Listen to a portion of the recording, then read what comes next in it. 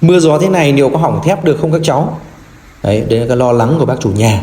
Thế nhưng mình cũng giải thích được là cái thép này là mạ tĩnh điện nhôm kẽm, cho nên là cái thép nó rất là bền các bạn nhé. Đấy, hoàn toàn có thể yên tâm. Nhưng mà tuy nhiên chúng ta cũng không nên ngâm lâu ở trong cái nước mưa. Nếu mà thời tiết mưa dài ngày thì chúng ta cũng nên tìm cách là thoát nước cho mái, không để thép ngâm lâu ở trong nước các bạn nhé, bởi vì nó còn có những cái vết cắt thép này.